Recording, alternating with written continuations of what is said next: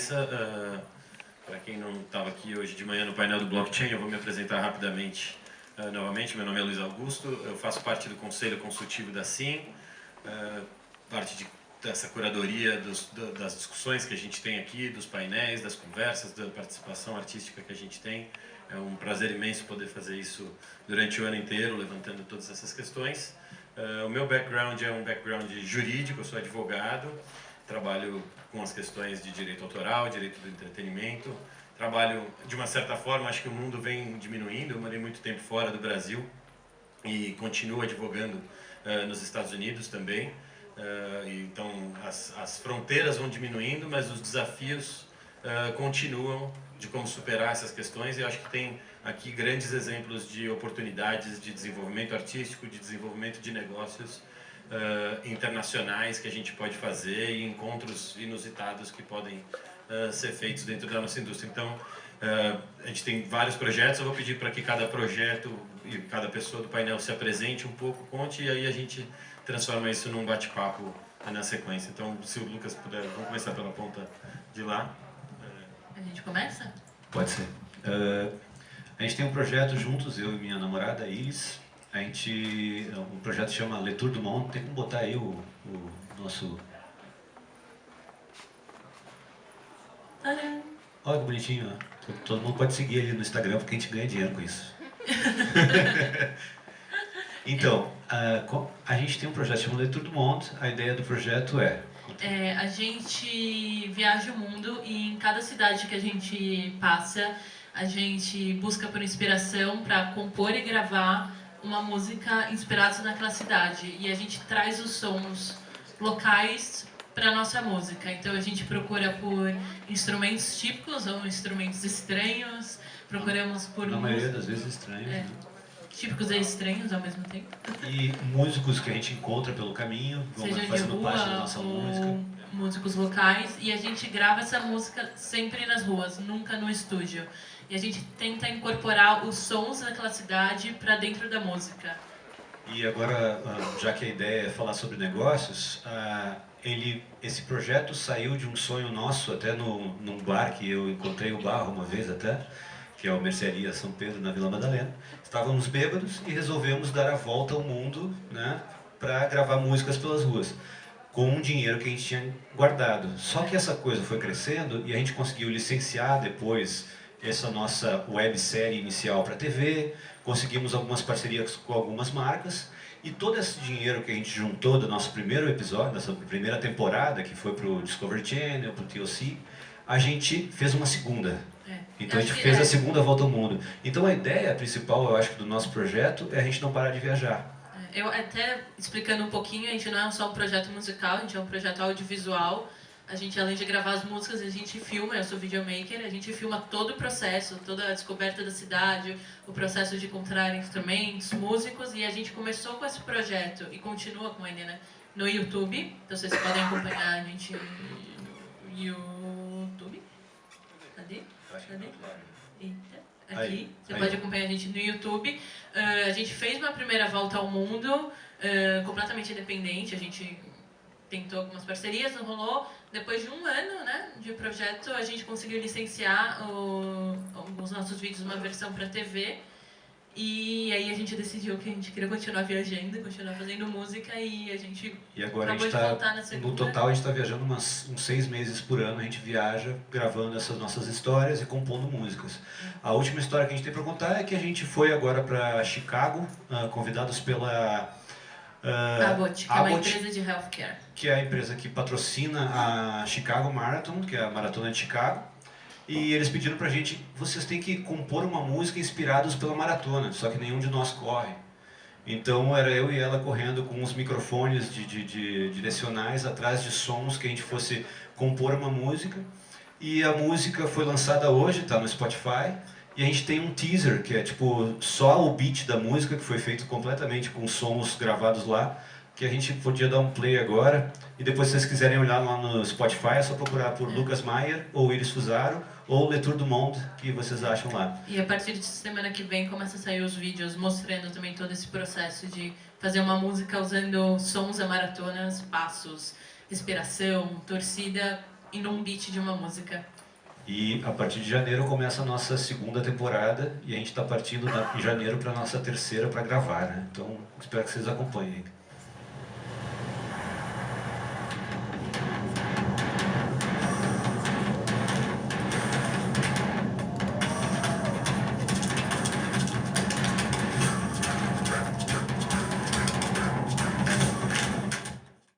Bateria da música, digamos assim, e ela é gravada com a Emily Blue, que é uma cantora de Chicago fantástica. E essa é uma das coisas mais legais das colaborações que a gente faz, de conhecer gente e acabar trazendo essas pessoas para as músicas que a gente lança no Brasil. Enfim, vamos pro próximo. Obrigado, gente.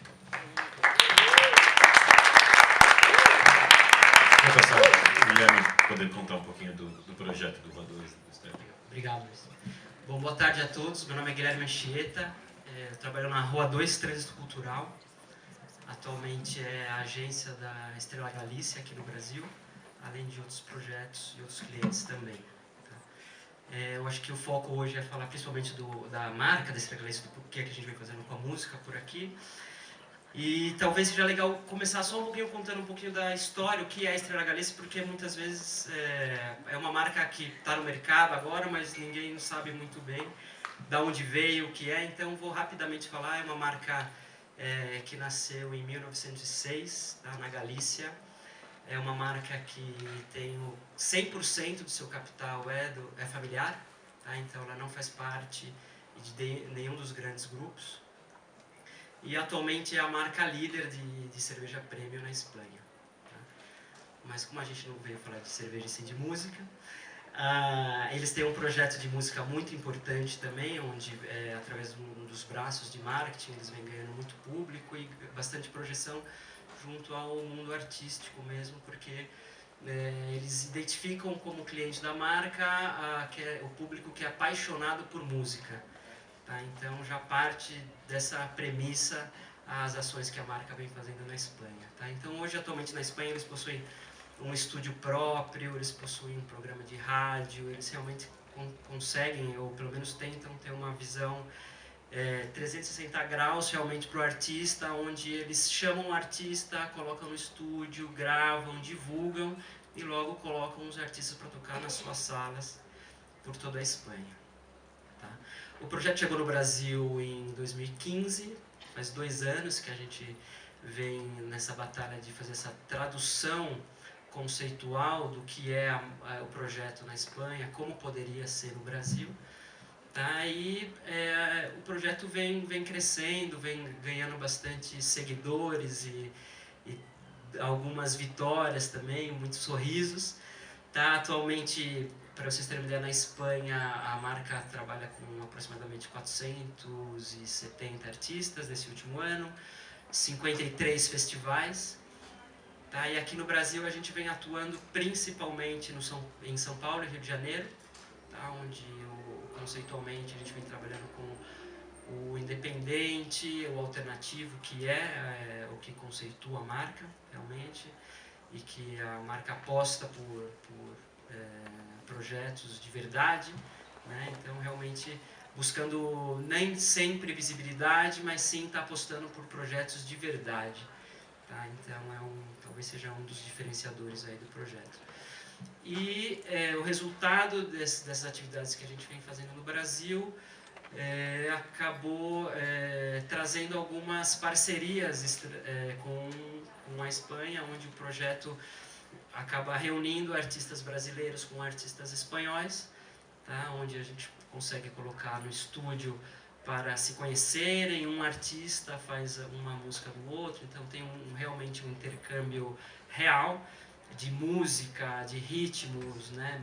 Mais do que meramente a geografia e o idioma, e que a gente trabalhou com alguns artistas já que nesses últimos 2 anos foram a Nilis Assunção, a Lineker, a Quarta B, que foi a nossa última colaboração, e hoje a gente tem a sorte também, agradeço a Tulipa Ruiz, que está aqui também, a gente teve a sorte de contar com a Tulipa nesse projeto, e queria mostrar um pouquinho desse material e do trabalho que a gente vem fazendo. Acho que talvez o vídeo seja mais ilustrativo que qualquer palavra.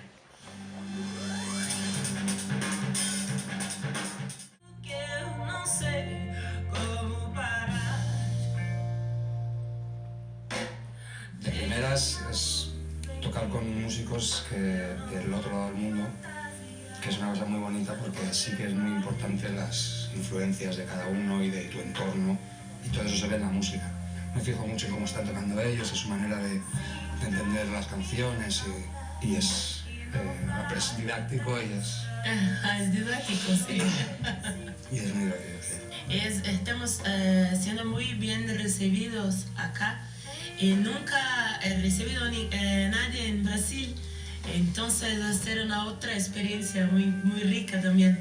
Cuando van a Brasil van a mostrar Claro, muchas claro. cosas, sí. Claro que sí. La versión de Volver original era simplemente Nina, piano y voz, y decidimos para esta versión con Tulipa hacer algo, juntarnos batería, bajo y teclados y guitarra. Una de las ideas que surgieron fue hacer un poquito de slide ahí, estilo Jet Set.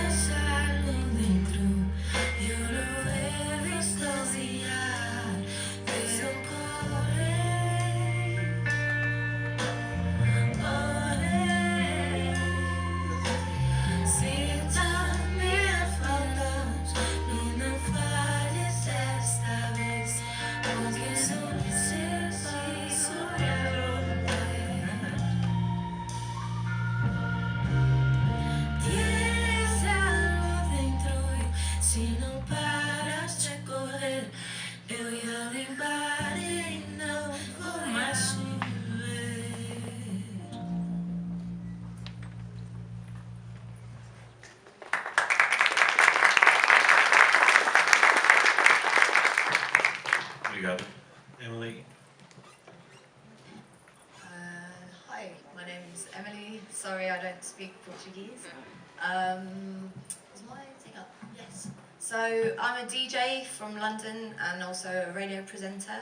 I play underground club music from around the world, so lots of Brazilian music, lots of UK music, African music as well, and lots of kind of European music from Lisbon, Italy, etc. So Juntos is a project that has 3 parts. It was a live show which we did last night. It's also a collaborative EP, and then there's also going to be radio content as well. So I'm kind of bringing together all the different things that I do. But the idea for Juntos was born because when you play a lot of different types of music from around the world, you're really, like, it's a window into different communities. So I would never personally be the go-to Brazilian DJ because I'm not Brazilian. But what I've realised that I could do was to bring artists together in a way that wasn't really being done. So the UK underground scene is really strong, and there's a real appetite at the moment for kind of global sounds because London is such a big melting pot for different music, but actually the artists didn't really have another way of getting to artists around the world. So I, because of my radio show, had the opportunity, I was speaking to lots of artists in Brazil, so I thought, why don't I put them together? So, is there a clicker there? Ah, thank you. How do you press it? Is it this one? No. Okay, that's not working. Anyway, is it this one? The right one? Yeah. Oh, technicals, great. Okay, so the idea of Juntos was actually born a couple of years ago. It was actually around the Olympics that we first put out an EP. I know nothing about sport, but it seemed like a good opportunity to get people in London excited. So it's a very DIY project. Everybody did their tracks remotely. So I introduced these artists to each other. So Bad Sister, Pesadão Tropical, MC Maromba and Chief Boima, who were all Brazilian-based artists. I basically just sent a load of emails and said, would you like to collaborate with a UK artist? So they said, sure. Put a track together. We put the EP out through Radar. It was a free download. It was not on Spotify. There's no money involved. It was very lo-fi, but it got a really good response. So then I've been talking to an organisation who you might have seen at SIM called British Underground. They're doing a jazz show tonight. And we've been talking for a while about taking some UK artists over to Brazil, which they've done previously with other projects. Yeah, eventually the opportunity to do something at SIM came up, and last night we had a showcase at the Matilha Cultural, which was amazing. So the artists, I think I wrote them up here, or maybe I didn't. We had several artists come over from the UK, so I did a DJ set, and we also had a brilliant artist called Pote who does a live show, and then Koji Radical, who's a really cool up-and-coming MC from London. And then local artists were Bad Sister, Sans, Vinny and Himas y Melodias. So it was absolutely amazing. You know, the opportunity to bring UK artists to Brazil is something we wouldn't have been able to do without kind of funding. And then from that, we've got a couple of club shows this week. We're doing one tomorrow, and then one in Rio, and then we're also getting studio time. So for the artists from the UK, it's been an amazing chance to come to Brazil and to absorb some of the kind of club culture here and work it into their music. But I also want this to be kind of the beginning of something. So we're hoping maybe if there's anyone who knows about kind of funding Brazilian artists to come to the UK, then come and chat to me, because we'd love to return the favour and have the Brazilian artists come and perform in the UK. But again, you know, money is like a big option, for a big hurdle for kind of DIY culture. So we're looking into that. And then the other part of the project that we're going to be doing is we're releasing an EP. So I'm going to try and sign this to a label this time, put it on Spotify, but it's still going to be a free download, because I think at the moment that model works really well for the kind of club culture, because it's just a great way to introduce new artists. So that will be coming next year. And I think there's a couple of clips we've got of some of the tracks, which I sent over. I don't know if they're there. Maybe they're not there. Okay. They were in the presentation, but yeah, if you want to come and chat to me afterwards, I'd love to talk about ways we can kind of bring people in. Oh, we have them. Awesome. Okay, so I'm going to play you a couple of demo versions. So this is Pote and Sans, who are somewhere around. Yeah, this is their tune.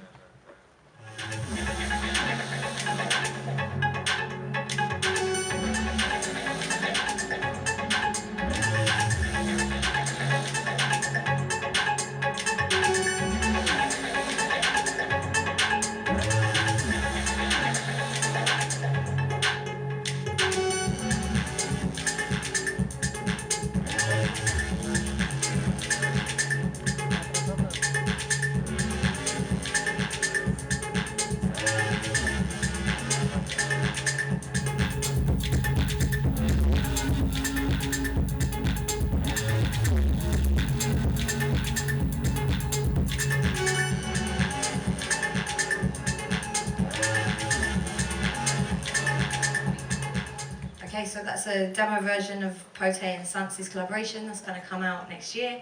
And then the second clip is another demo, so it's Ubuntu and a UK artist called Murder He Wrote.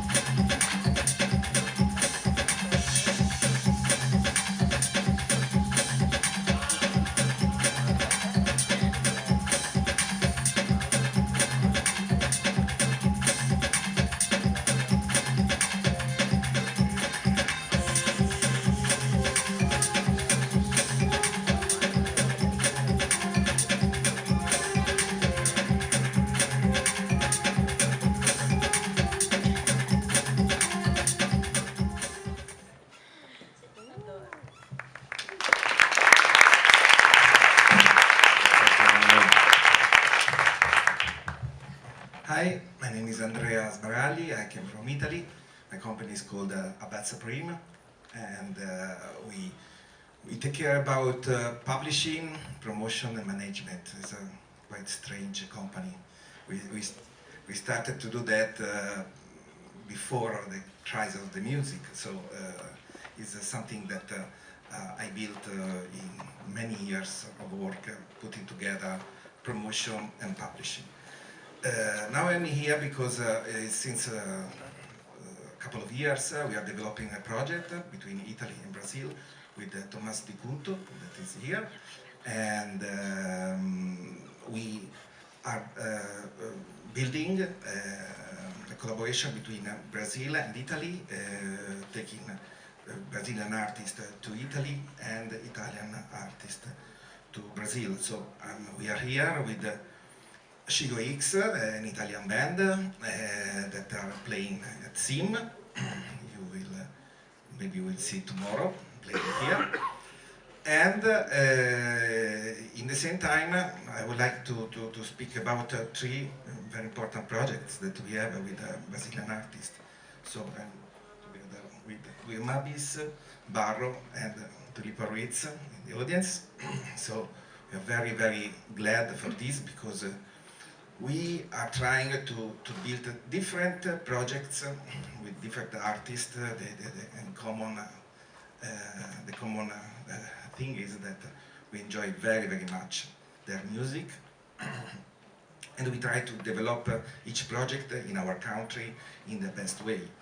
For example, we started with Barro for the promotion of his debut album, Miocardio, and the beginning we tried to do a collaboration with an Italian singer, Serena Altavilla, so they did a duet together in a version of one song called Vai, that was included in the album as a bonus version. And after this, we did the promotion of the album. Barro was a couple of times in Italy doing promotion. We did a lot of activities with him, and we are building a project with Guy. We started to do promotion for his Riven Sangue album, and we would like to do even the other project, the Sábado Assurdo, and we are trying to build the possibility to have them very soon in Italy playing live.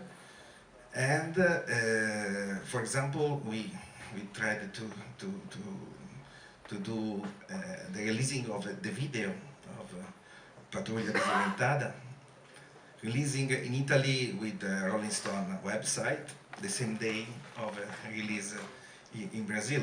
That seems easy, but it's not absolutely easy to coordinate these things. And then we decided to put together a project of collaboration with our publishing companies. So this is something that maybe we will speak later. And a couple of months ago, we started to do promotion for Dansé, Tulipa Ruiz in Italy. And even for this project, we did a version, Cura di Te, that is the Italian version of Prumo. Tulipa is amazing singing Italian. And even with the Barro version, Vai, and another Italian song that was sung in Italian by Barro, we had a very good airplay. National radios played a lot these songs. This don't mean that we have only to sing in Italian for a Brazilian artist, but was a very nice thing to do. And now we are doing the promotion of her latest album, and even for her, we are building the possibility to have her in Italy soon. So these are three projects, just to explain our activity. We have a very good international catalog for our publishing. There is Donatinho, there are many other Brazilian artists, but what we want to do in the future is to try to collaborate in this way.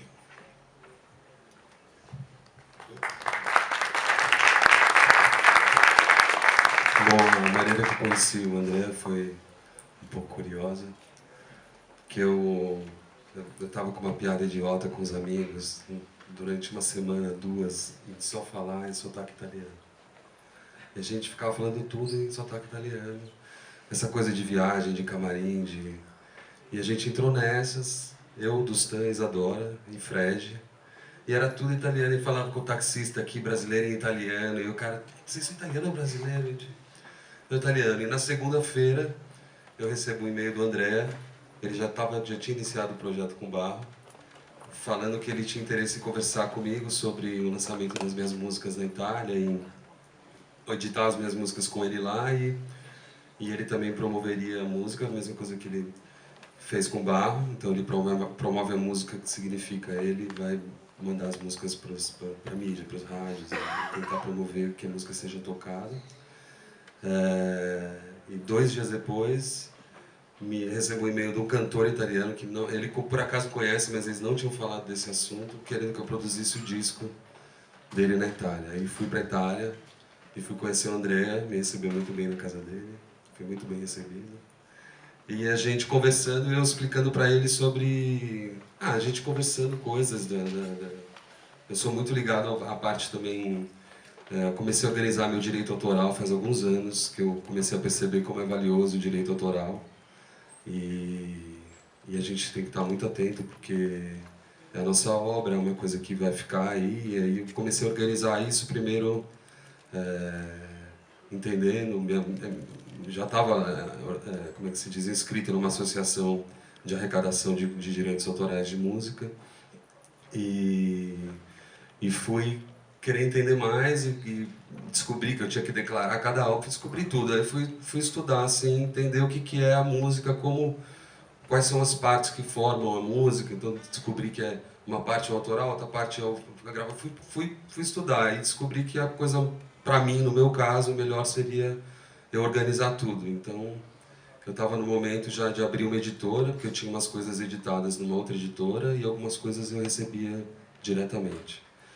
E eu achei que eu tinha que unificar isso tudo, resolvi abrir, estava nesse momento de abrir minha própria editora, em sociedade com a minha irmã, Mariana Mabes. E foi nesse momento que a gente conversando disso, ele, então é uma oportunidade boa, porque em outro país eu tenho dificuldade de relacionamento direto como uma editora com um compositor no Brasil, que é muito difícil porque tem a legislação, cada país tem a sua, tem coisas que são possíveis na Itália legalmente que aqui no Brasil não são.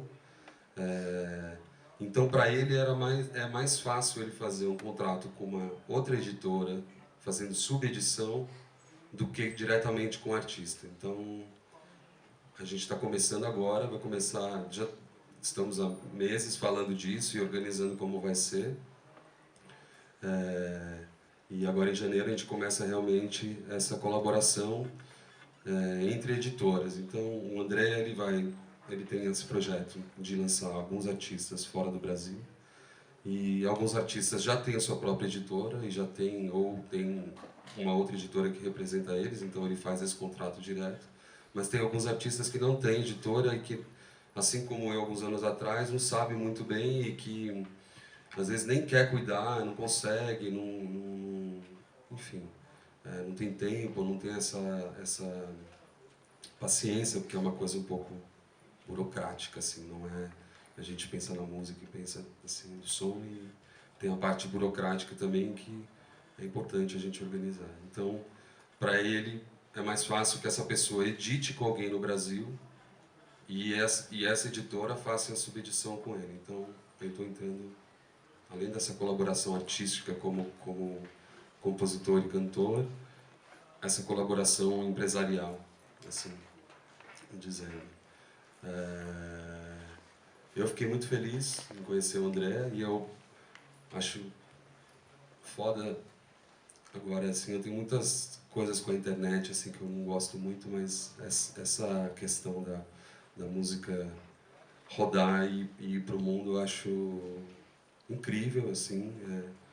um cara que ouviu minha música numa rádio universitária na Itália, e de repente eu estou lá produzindo o disco dele, e o André, eu não sei como você ouviu, deve ter sido pela internet também, né? Que você conheceu meu trabalho. Foi online. Disco? Ele é mais old school. Ele vai nos discos. Old school. Então é isso. Meu nome é Gui Amabis e prazer estar aqui com vocês. Vou passar para o Barro aqui. Obrigado, Gui. Boa noite para todo mundo, meu nome é Barro e é um prazer estar aqui, nasci em São Paulo. Ano passado eu estava, e ano passado eu estava aqui junto com o Tomás de Cunto, que deveria estar aqui também, mas ficou muito apertado, muita gente da Buzz. E ele estava comigo na Itália, a gente estava acabando de voltar da Itália, e meio que muita gente acompanhou, talvez pelas redes, os amigos e tal. E é muito massa, assim, estar um ano após fazendo uma noite onde vem uma banda da Itália. André está aqui tá aqui no Brasil, e a gente está compartilhando essa experiência. Eu acho que assim é muito rica, por haver várias experiências que acontecem em várias dimensões assim da música sendo compartilhada. E tem muito amigo que está rodando o mundo, né? Tá aqui a Labac, que fez show, e eu não sei como é que ela consegue fazer 40 shows na Europa. Eu queria ver uma palestra dela também. E eu acho que é isso, a nossa maior riqueza, né? Compartilhar isso, né? E hoje eu estou aqui para falar dessa parceria com a Buzz Supreme. E isso tudo começou quando eu morei um tempo na Itália, e morei em Florença, por acaso, e passei 4 meses lá, meio que no intercâmbio, assim. Eu trabalhei numa fábrica construindo camas para criança, assim, mesmo para pagar as contas e viver lá, e aprendi a falar um pouco de italiano.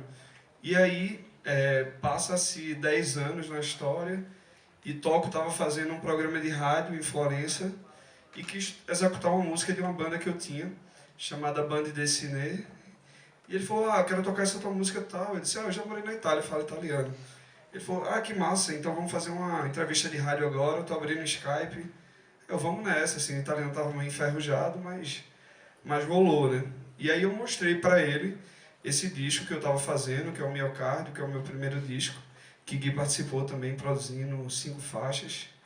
E ele gostou do som, e estava exatamente no momento que ele estava criando essa linha da Buzz Supreme, junto com o André, que trabalha há 20 anos no mercado independente italiano, e a X, que tocou ontem comigo, representa esse indie italiano. E Toco, que de certa maneira o Tomás, que é totalmente aficionado pela música brasileira contemporânea, assim como o André, né? Então eles estavam abrindo essa linha para trazer essa música brasileira, que talvez tenha algo mais contemporâneo a dizer, e que não tem uma representação na Itália, né? Então eles tinham essa fissura aí. E aí falou: a gente quer trabalhar contigo. E então vamos pensar coisas que possam surgir junto com o teu álbum, que repercutam aqui na Itália. E aí, no momento do lançamento, eu tinha um single que se chama De Uma Música Vai, coincidentemente em italiano vai é vai também. E a gente lançou a música, e ela foi Vai Italian Version.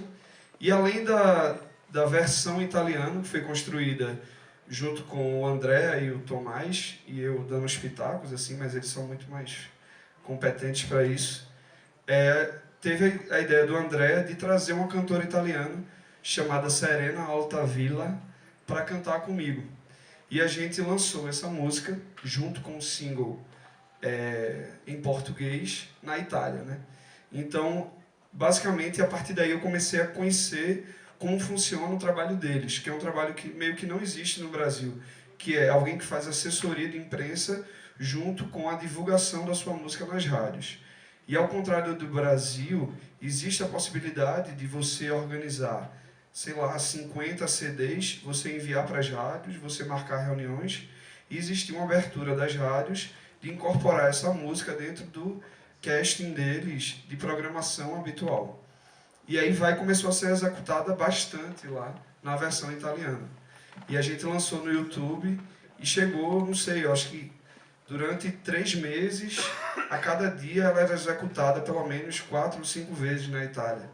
Tem um software de edição e a galera ficava meio que acompanhando, assim. E em algumas rádios ela era na Rai Uno, que é meio que uma Globo, assim, da Itália, né? Uma emissora muito potente. Ela ficou meio que na programação rodando direto, assim. E era muito impressionante, assim, porque eu nunca tinha sentido isso no Brasil. O poder da rádio, até porque a rádio no Brasil ela é muito corrompida, né, no seu sistema de curadoria. E aí, alguns casos, né, especificamente a rádio DJ na Itália, que é uma rádio um pouco mais comercial, a cada execução da música aumentava tipo 2.000 plays no YouTube automaticamente. E uma interação muito grande das pessoas que ouviam na rádio e automaticamente iam buscar essa música tocando, né? E inclusive para a Serena, que era uma cantora de lá, eu acho que vai a música que é mais ouvida no YouTube das músicas que ela já lançou. Então foi uma coisa muito bacana, assim, a resposta para essa música. Isso foi em maio do ano passado, abril de 2016. Em novembro, após 3 meses do lançamento do meu primeiro disco, Miocárdio, eu fui para a Itália lançar esse disco lá. E aí foi uma experiência muito impressionante, porque eu fiz uns 3 ou 4 pocket shows, só voz e violão, coisa que eu não faço no Brasil, mas que me dispus a fazer lá para apresentar minha música, porque eu piro muito na coisa da produção musical e apresentar o som com os samples do disco e tal. Mas lá fazia sentido apresentar sem esse apego, né, que eu tenho aqui no Brasil e tal. E aí foi muito impressionante, assim, porque eu acho que em 10 dias, o Toco estava lá comigo, a gente fez 17 rádios na Itália. E tinha dia da gente fazer 3 ou 4 programas. E todo o programa, a gente tinha no mínimo meia hora de espaço para mostrar. Tem um programa especificamente, o Brasil, que eu passei 3 horas e meia. Assim, é uma transmissão de 3 horas e meia mostrando toda a música brasileira, do Max de Tomasi, que é um embaixador da música brasileira na Itália. Enfim, foi uma experiência muito única, assim, que me fez... de certa maneira eu tento fazer isso, né, micro, mas repensar também o sistema brasileiro de rádio e como a nossa geração, que eu acho, negligenciou totalmente o poder dessa mídia. Todo mundo está pegando um Uber aí e ouvindo uma rádio qualquer, e as nossas músicas, na sua grande maioria, não estão sendo executadas na rádio, porque a gente também não compra essa briga de algo que é público e nosso, né? Então, isso me fez repensar muito a minha atuação no Brasil também, né? E como isso vai. E a última coisa, talvez para fechar, um segundo single, foi lançado esse ano, com a música Ficamos Assim, numa versão italiana. Aí já eu cantando sozinho, ela toda em italiano, que ficou a versão Restiamo Così. E aí rolou uma coisa bem legal de assessorias assim, de imprensa, onde a gente conseguiu lançar no mesmo dia na Rolling Stone italiana e na Rolling Stone Brasil. Lá saiu a versão pela manhã da versão italiana e aqui a versão brasileira, né? E eu fui para lá também e a gente fez outros programas de rádio que não tinham feito, alguns novos pocket shows.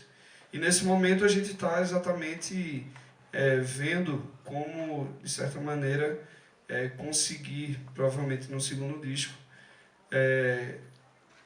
de certa maneira, conseguir ter a parte do booking, né, que fecharia esse laço e aumentar, de fato, vendas do show e tentar levar a banda, né, que a gente toca eu mais 2, Guilherme, que toca comigo, está aqui na plateia também, e tentar levar esse show completo para a Itália, né, seria o segundo passo, assim. Espero, sei lá, voltando assim, 2019, para contar essa experiência. Mas nesse momento é isso que a gente está construindo junto. Eu sou Nancy, eu vim do Japão, de uma editora de revista. O meu chefe me largou aqui, na verdade ele ia estar aqui falando comigo.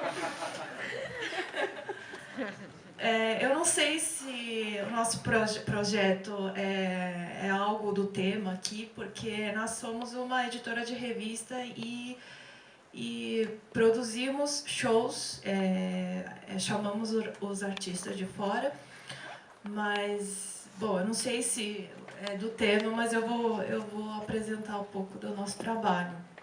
A revista já existe há 65 anos, ele tem desde 1952.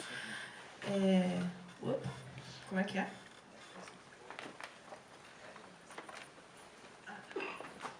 Desculpa. Ele tem muitas histórias, desde 1960.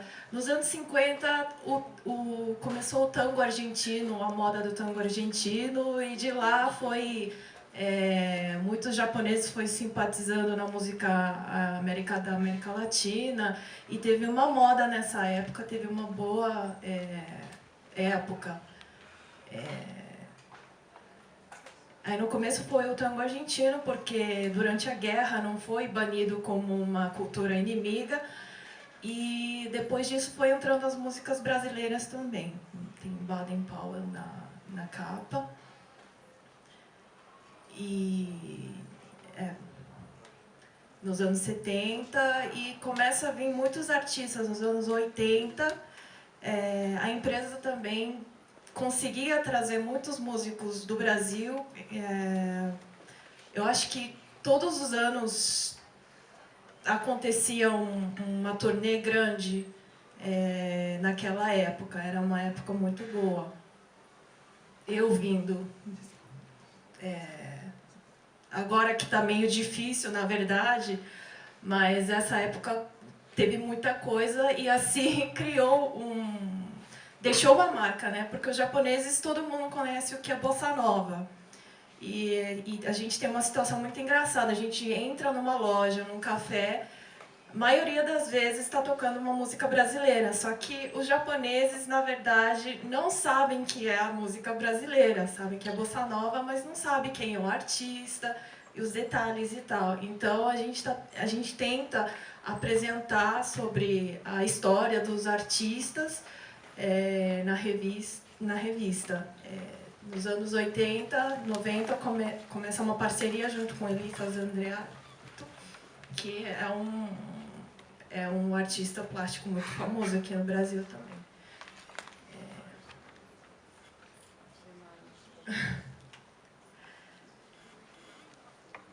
Ano 2000, e agora a gente está numa nova fase, tentando mostrar coisas diferentes e coisas novas do Brasil também. Essa capa foi do ano passado, com uma artista brasileira, a Leonora Weissman, de Minas Gerais. A outra capa é da Joana Queiroz, uma foto da Joana. A gente tem um texto da Joana todos os meses agora, apresentando o trabalho dela. E shows também foram realizados desde os anos 80, Elba Ramalho, Gal Costa, e tem uma história engraçada que o Kenji me contou, que a bossa nova estava muito em alta, estava na moda no Japão, e queria trazer a Nara Leão para o Japão, e veio falar com um diretor da empresa dela. Só que aí o diretor dessa empresa contou para ele que a bossa nova no Brasil já estava sumida, assim. Mas aí ele respondeu que no Brasil deve ser, mas no Japão está muito viva. E assim realizou um festival de bossa nova. E então agora todo mundo já sabe o que é bossa nova e a música brasileira no Japão. A gente conseguiu realizar algumas turnês grandes, como do Gilberto Gil, no ano 2008. Foi o ano da imigração japonesa que veio para o Brasil, que fazia 100 anos. No ano teve um grande patrocínio do governo japonês, e como a revista tinha tinha feito um trabalho de longo tempo, o Gilberto Gil veio indicar a nossa empresa para produzir o show e a turnê. E são poucas... A gente não está conseguindo fazer muita coisa esses anos, desculpa. Mas 2011 foi a Roberta Sá, 2012 a Tulipa fez a turnê com a gente. Essa turnê foi realizada com o projeto da Embaixada Brasileira, que foi um projeto da Novas Vozes do Brasil. O ano 2013 e 15 foi a Verônica Ferriani, a Ellen Aurélia. E ano passado, esse ano, a gente conseguiu fazer uma turnê de samba em Taiwan e no Japão, um show, porque foi um ano de celebração de 100 anos de samba. E são os concertos que foram realizados desde os anos 70 até agora. Mas, na verdade, estamos tendo uma dificuldade de trazer... A gente sabe que no Brasil tem muitos artistas bons e esse ano decidimos vir para o Sim para atualizar o que está acontecendo no Brasil, porque, na verdade, a gente não está conseguindo fazer muita coisa esses últimos anos. E a gente sabe que a qualidade da música brasileira é muito boa. E como a revista tem a história de mais de 65 anos, a gente quer continuar, estamos numa nova fase. E é isso.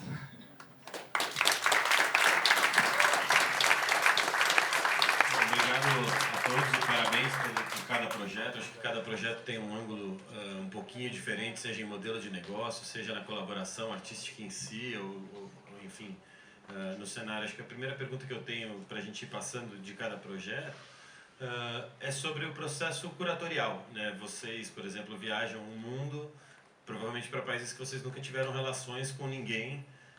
Como é que vocês encontram esses artistas? Como é que vocês conhecem esses artistas? Que critérios vocês usam para escolher? Isso não só para vocês, mas a pergunta é para todos, né? Quais são os critérios na hora de fazer essa curadoria, na hora de fazer essa seleção artística?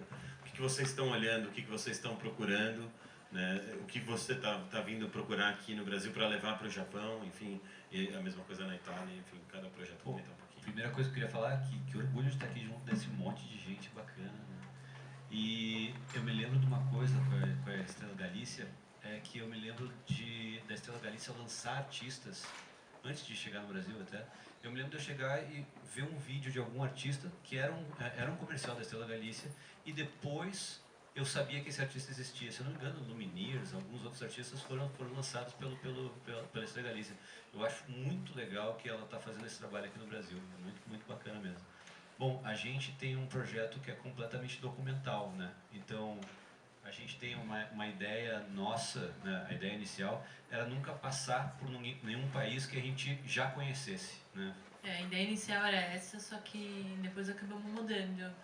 Mas eu acho que a nossa curadoria é difícil dizer, né? Porque ela é muito orgânica, né? Ela acontece de diversas formas. Normalmente a gente tá no lugar, a gente vê assim, puxa, aqui é cheio de artista, a gente vai encontrar alguém legal. Pra gente escolher qual lugar a gente vai, a gente sempre faz uma pré-produção que a gente estuda não só a cena musical da cidade, mas até tradições, porque às vezes a gente vai para um lugar não por causa dos músicos, mas por causa da história. Da história musical, de algum instrumento que tem lá que eu quero conhecer, que a gente quer comprar. Puta, eu tenho que comprar esse chamizen aqui, vamos para lá. Então a gente vai atrás desses instrumentos, desses instrumentistas, e certas vezes a gente passa por algum cara na rua sem querer, a música já está pronta, né? Já compomos, já gravamos alguns artistas e passa por alguém na rua. Pô, meu, vai ficar legal isso aqui, ó. Pega o celular, bota o microfone USB, bota o play no ouvido do cara e o cara sai tocando em cima da música e ele acaba sendo um featured artist no meio do Spotify da gente também. Isso aconteceu quando a gente estava em Berlim. Nossa música é folk e a gente precisava... Berlim, a música é cena, a música é muito eletrônica. E aí a gente tava... putz, como a gente traz, né, a música eletrônica para o folk. E quebrando a cabeça, apresentaram pra gente DJs e, putz, não rola. A gente tava andando na rua e encontrou um cara fazendo beatbox. Foi na hora, deu um estalo, ela simplesmente pegou a câmera, ligou a câmera, eu já botei o microfone e falei, cara, tu quer gravar um beat em cima dessa música aqui? Foi uma coisa muito rápida, assim. Então a gente já tá meio ligado e super entrosado, ela filmando, compondo juntos, a gente já sabe, a gente mal se olha e já vem uma frase. As composições das músicas, elas saem não só da gente, mas das coisas que a gente vai passando na rua. Por exemplo, alguém falou alguma frase, essa frase se transforma no refrão da música que a gente vai cantar depois. E a escolha de artistas também é muito... Putz, é difícil explicar, porque realmente não, a gente não escolhe antes, acontece. Aconteceu já da gente, por exemplo, em Chicago, a gente escutar uma artista e achou incrível e mandar um e-mail e gravar com ela. Mas já aconteceu, por exemplo, da gente ir pro SXSW, que a gente foi convidado para fazer uma música lá, e a gente gravou a Lineker. A Lineker, a gente foi com a ideia de gravar alguns artistas internacionais, chegou lá, a Lineker, vamos fazer com ela. Foi muito legal, né? Eu acho que é mais o que a gente viveu do que exatamente ter uma super curadoria e pensar o que antes a gente vai... Enfim, é incidental, digamos assim. Mas... É claro que tem uma pré-produção antes pra gente escolher aquele lugar, mas exatamente o artista que a gente vai escolher é... E uma coisa bem interessante que o Gui falou sobre essa coisa agora do direito autoral. Já que a gente acaba gravando diversos artistas de diversas partes do mundo, tem uma coisa muito complicada, porque se o cara não se ele não tem a sociedade arrecadadora no país dele, que arrecade no Brasil, ele não consegue arrecadar dos plays aqui do Brasil. Então essa parte aqui é uma das partes que a gente mais está sofrendo para conseguir com que o dinheiro desse artista, que é um dos featured artists junto com a gente, consiga receber o dinheiro que é devido dele. Mas a gente está tentando ao máximo com o nosso advogado conseguir fazer esse tipo de coisa. Enfim, obrigado. Guilherme, na Estrela Galícia, como é que vocês fazem? Quais são os critérios que vocês têm? Pelo fato de ter uma marca envolvida, né, obviamente teve um estudo de marketing para associar o público que a empresa procura atingir com o produto e a música relacionada. A marca se identifica como ela é feita para um público apaixonado por música. Então isso já diz alguma coisa, né? E em cima desses parâmetros, né, ou seja, aqui no Brasil a gente vem trabalhando com o independente, o alternativo, o MPB, o rock, nunca mainstream, tá? Realmente a gente vem apostando pela autenticidade, né, pelos projetos autorais autênticos. E, partindo desses conceitos, realmente os critérios são muito abertos. Vocês também têm um projeto de apoio a umas noites em algumas casas noturnas independentes. Sim, a gente realiza show em São Paulo e no Rio de Janeiro. Em casas de música autoral independente. E sim, no Rio de Janeiro na Audio Rebel, em Botafogo. Essas casas? Baseado nos mesmos conceitos pré-estabelecidos, que é realmente o independente, o alternativo, o autêntico, principalmente o autêntico, e fugindo do que já está pronto, do fácil. O fácil não é o que a gente busca.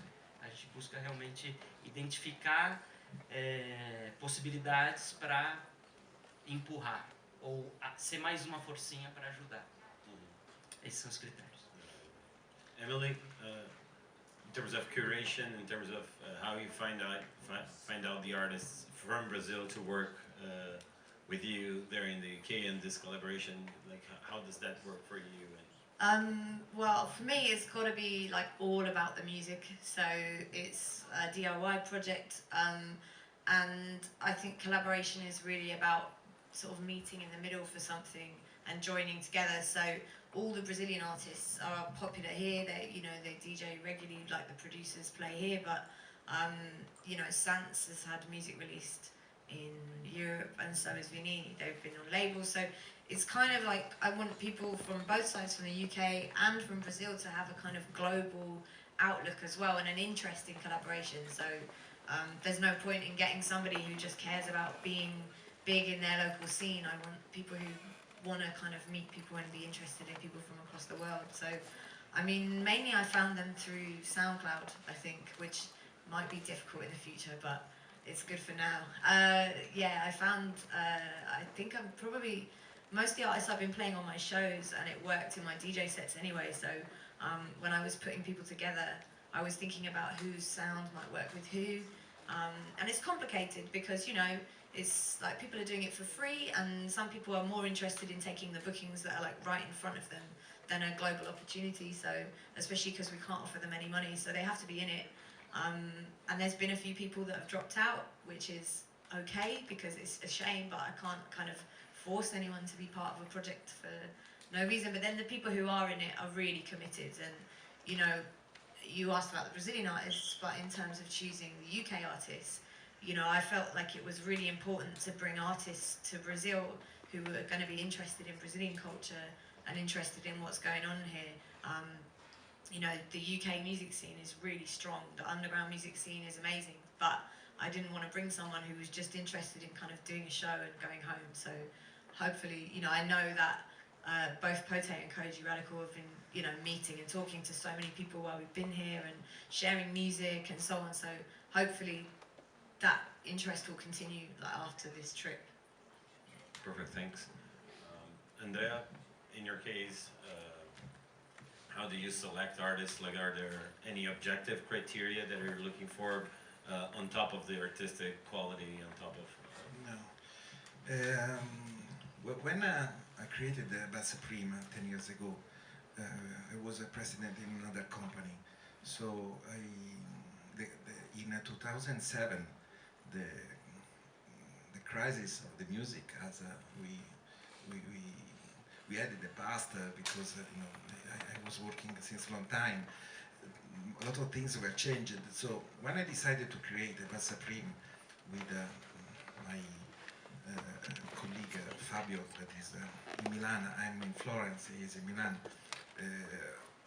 the main idea was let's work with the music we like. So we are doing maybe one of the best jobs in life. If you are not happy, we lose everything. So we will be not rich men, but we are enjoying very, very much. And the first thing is to select the music and artists that we like. We work with labels in UK, in the States, in Europe, Germany, and obviously a lot of Italian. But for me, Brazilian music was since a long time my cup of tea, my passion. So I decided I did a promotion in the past for Trama, for Cansa de Ser Sexy, Orchestra Imperiale, different kind of projects. But when I decided with Thomas to start to do something, you know, continuous and a real project, we decided to start from the music we like. So independent Brazilian music. Nancy, o que você está procurando aqui no Brasil? Que tipo de música que você veio até aqui para buscar? Que tipo de curadoria, que tipo de olhar você está tendo entre o Brasil e o Japão?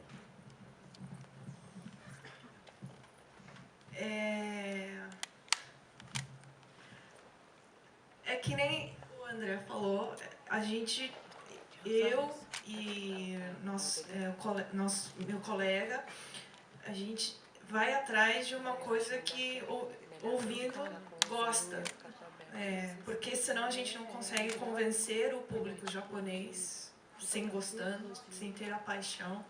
Então a gente ouve muita música através da internet para gostar. E uma coisa muito importante, tem uma brasilidade, né?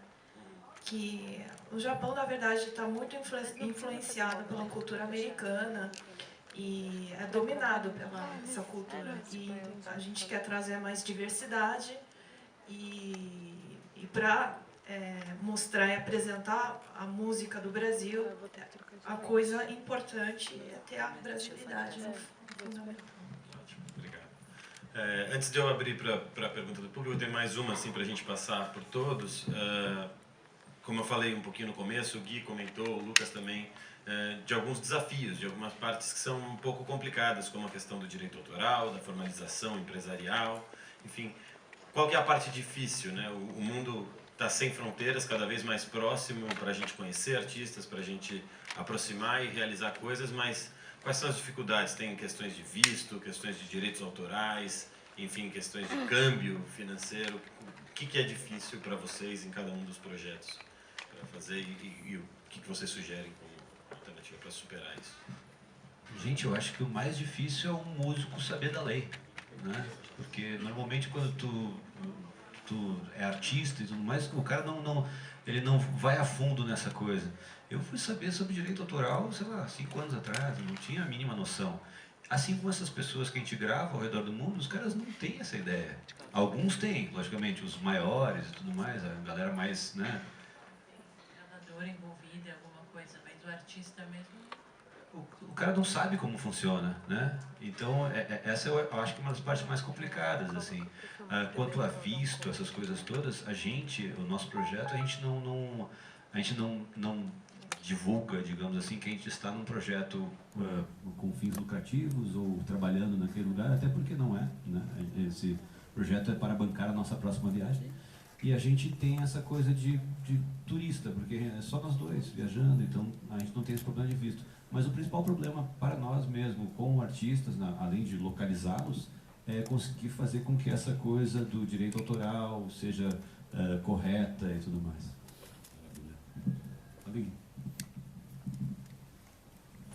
Bom, no nosso caso, como a gente vem fazendo esse movimento, né, esse trânsito especificamente do Brasil para a Espanha, basicamente eu acho que a dificuldade número 1 é a mesma de todo mundo, que é a logística, ou seja, custos, né, voos, hotéis e tudo mais. Isso eu acho que acaba atingindo um pouco de todo mundo aqui. Agora, tirando essa parte, nesse caso específico do projeto da Estrela Galícia, a gente encontra uma dificuldade também com um tema que já vem sendo discutido na CIM de muitos anos já, que é a afinidade do público brasileiro com a música cantada em espanhol. Tá, então, realmente, a gente se junta nessa batalha de por que estamos de costas para toda essa América Latina tão grande, tão rica musicalmente, e que realmente, como no Japão, o brasileiro também é muito influenciado por a América do Norte. Né? Então, a gente aí, ou seja, somando dificuldades logísticas, voos, quando a gente chega com o artista aqui, nem sempre a gente tem o público ou consegue atingir a difusão que a gente esperava por todo o investimento. E nota-se que muitas vezes talvez por uma falta de afinidade com o idioma ou algo que vem, como volto a dizer, que vem sendo discutido na CIM também, e isso vai mudar. Bom, eu concordo com ele que uma das dificuldades, isso falando como artista, como cantor, a dificuldade da logística, assim, é muito grande. Assim, viajar é muito caro, e isso não só para fora do Brasil. No Brasil também, a gente vive num país continental, é gigante, então qualquer passagem aérea é caríssima e se der algum problema tem que trocar a passagem. Tem várias coisas que podem acontecer e que fica muito difícil mesmo rodar, porque eu cada vez mais acho que é importante você fazer um disco bom, é importante você ter uma fotodivulgação boa, uma gráfica boa, músicos bons, isso nem se fala, mas o mais importante, eu acho, é ter um show bom. É um show que as pessoas saiam mesmo emocionadas. Eu acho que é isso que vai fazer, ou emocionada, ou assim, todos os tipos de emoção, enfim. Eu acho que isso que é o que vai fazer a carreira cada vez mais. Então, se você tem essa dificuldade de se locomover e de levar seus músicos com você, porque às vezes você pode fazer um show voz violão e ficar bonito, mas às vezes tem música que não funciona nesse formato, que precisa mesmo, assim como o Barro falou que ele gosta de levar a banda dele, eu também gosto quando dá para levar a minha. E eu acho que essa é uma grande dificuldade nessa parte da música performática, né? E eu sinto que a outra dificuldade é na parte mais burocrática da coisa, as pessoas entenderem mesmo o processo de produção da música, e quem é responsável pelo quê, quanto cada um vai ganhar, por quê. Eu acho que cada vez mais tá confuso, assim, porque a música mudou, como o André falou, a música mudou muito nos últimos 20 anos, vai? Começou faz 20 anos, né? A música mudou e está mudando ainda. Eu acho que está todo mundo às vezes um pouco perdido também. Algumas pessoas encontram um caminho que começa a funcionar, mas esse é o caminho dela, não quer dizer que se outra pessoa fizer igual vai funcionar como era na época das gravadoras, enfim. O bom é que ficou fácil registrar, né, as coisas, né? Eu acho que esse é o lado bom, vou falar de uma facilidade. Eu acho que cada vez mais os músicos e artistas têm como registrar o seu trabalho e divulgar. Então, essa é uma coisa boa. Agora, a questão mesmo de locomoção da carne e do osso é uma coisa que é difícil, e alimentar todo mundo, e se tiver algum problema de saúde alguém, então tem várias coisas que podem acontecer e fica muito caro. Então. Até acrescentando um pouco o que você está falando, a gente vê muita gente conversar com a gente, como vocês viabilizam, quero viajar com vocês, como é a equipe, e a gente produz tudo, é só nós dois. Todas as filmagens, todo o álbum, e a gente nem cogita em aumentar a equipe que viaja com a gente, é sempre nós dois, todos os vídeos, todas as músicas, porque é realmente inviável viajar com 5 pessoas, pagar uma viagem para 10 pessoas, isso que a gente faz, né? É engraçado mesmo, porque quem vê na TV pensa que tem uma equipe, mas se tivesse uma equipe não estaria na TV, porque a gente não teria como bancar. Tipo, se você pegar uma equipe que produz um álbum, ou produz um programa de TV, ou produz um filme, seria completamente inviável. As cenas que eu apareço é porque eu deixei a câmera no tripé e saí correndo. E porque realmente é muito caro viajar e bancar essa viagem, isso é um super desafio. E o nosso desafio é como a gente criar mais conteúdo, fazer mais música, atingir mais pessoas, mais artistas, sendo só nós dois. E a gente nem, assim, é tão caro, é tão difícil que a gente nem cogita ter uma equipe. Mas tem alguém para te filmar, tem alguém para, enquanto vocês estão compondo a música, ir falando com o artista, um tradutor, porque a gente já foi para o Japão, Coreia do Sul, muitos países as pessoas não falam inglês, não falam português. E não, assim, para a gente viabilizar nosso projeto, viajando com a gente, é realmente uma equipe mínima. Equipamento que a gente consiga carregar, para a gente também não ser parado em todos os aeroportos que a gente passa, que a gente já é realmente uma coisa muito enxuta. Se aumentar, não inviabiliza nosso projeto. E a razão de eu estar aqui partiu de uma dificuldade do André de conseguir a comunicação com os artistas que não tinham editora, né? Então, a nossa relação partiu de uma dificuldade, assim. E aí a gente descobriu que a gente pode se ajudar, porque a gente tem realmente um gosto musical parecido, assim. O Barro produziu o disco do Barro. Eu já tinha conversado com o Tomás antes, que a gente já gosta da música, mas ainda não tinha essa história assim definida. E a nossa questão, assim como a dele, a gente tem que gostar da música, né? Porque quando a gente não lida com dinheiro suficiente que emocione a gente, né? O dinheiro emociona a gente. Então, a gente precisa de achar essa emoção em outro lugar. Então, é na música, né? Só uma coisa complementando essa questão do físico. Eu acho que a batalha do exterior é muito parecida com a batalha de sair dos lugares da zona de conforto brasileira, assim. Então, semana retrasada eu fui para Vitória da Conquista, na Bahia. Foram 10 horas de viagem, de van, de Salvador até Vitória da Conquista. Então, assim, o rolê físico, ele é muito diferente, né? Então, tipo, só que você chega lá no festival, que foi o Suíça Baiana, e tem 100 pessoas que, tipo, cantam tuas músicas, sabe? E, tipo, conhecem profundamente teu trabalho. Então, o digital faz essa arte chegar, mas a gente precisa chegar fisicamente, e isso é muito difícil acontecer. Na Itália, especificamente, na primeira vez, ela foi investimento, assim, total, a primeira. E na segunda, assim, já foi interessante, que, tipo, o merchandising dos pocket shows, assim, eles ajudaram muito a custear. Então, tipo, quase 30% ou 40% da passagem eu consegui pagar só com merchandising, assim, no show de CD e camisa. E é um trabalho de muita colaboração, então isso só acontece porque André e Tomás, tipo, estão nesse projeto de cabeça e, enfim, recebem pessoalmente nas casas, alguns amigos receberam, então tem essa base que não é uma lógica industrial, assim, da música. E tem outras coisas que são em consequência, assim, então, um mês atrás eu lancei uma participação minha num disco de um produtor italiano que eu canto, Gui tocou os samples nessa faixa, Tomás compôs comigo a música, foi um convite dele, então já é uma coisa que surge, né, então tem as execuções na rádio que começa a ter algum retorno autoral, assim, que é lento, né, é lento na Itália para chegar para os italianos, né, e depois a lentidão brasileira para chegar aqui, né, então eu vou começar a receber agora, né, depois de 1 ano e meio de execução.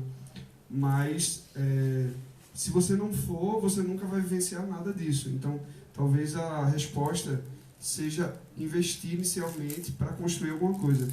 Caso contrário, termina que não vai surgir nada. Né? Queria aproveitar, a gente tem mais alguns minutos para abrir agora a pergunta para a audiência. Tem uma pergunta lá em cima.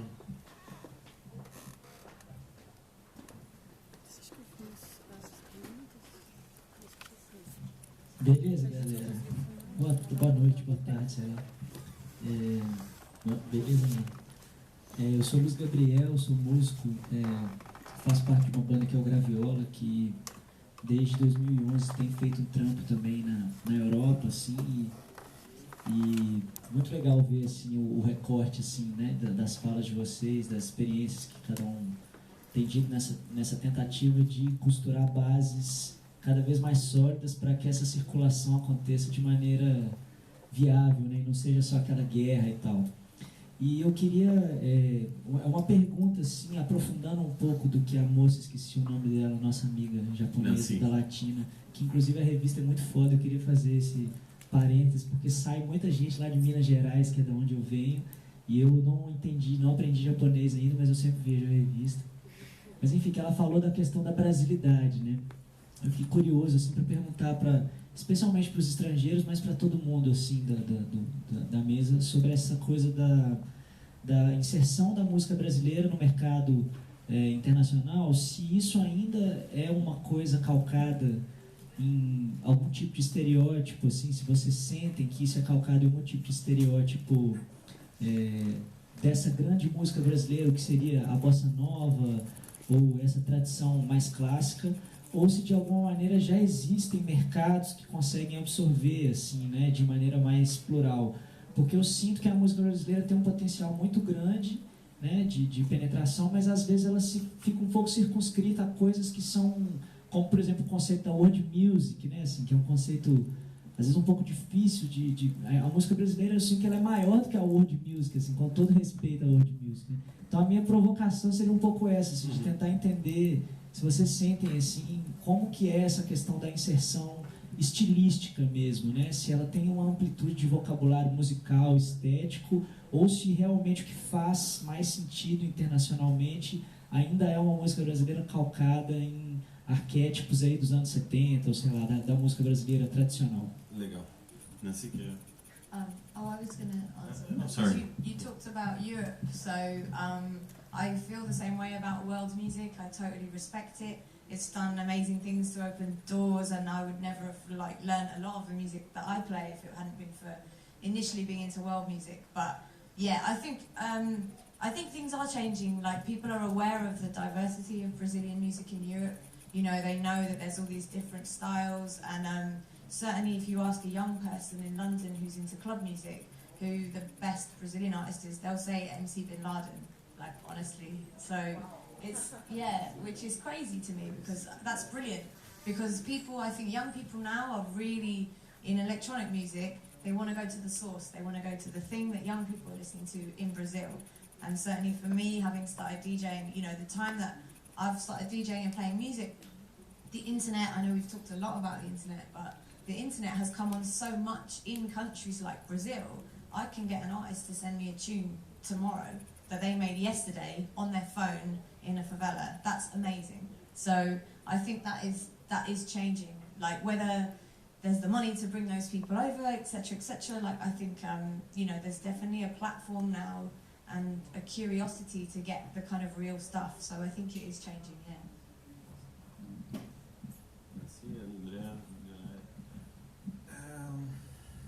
You know, could be difficult to explain in English, but I would like to tell a lot of things about this. But is something that could be connected with the same thing we feel as Italians. The idea of Italian music abroad, the idea of Brazilian music abroad. So we know perfectly what happens. So a Brazilian band in Italy played during the concert. Two dancers appeared on stage, and the band didn't know anything about this. So it was really, really bad. Sheer were performing in Argentina, and they played with movies of Italian 60s movies on the shoulder. I mean, pizza, mandolino, spaghetti, you know perfectly. What we are trying to do is to try to not speak in Italy for the Brazilian fan. We want to do directly with the indie, for example, indie audience. Indie audience can listen perfectly some Brazilian bands because they are indie and they are Brazilians. Italian bands is the same. So this is what we are trying to do. So that's great. Nancy?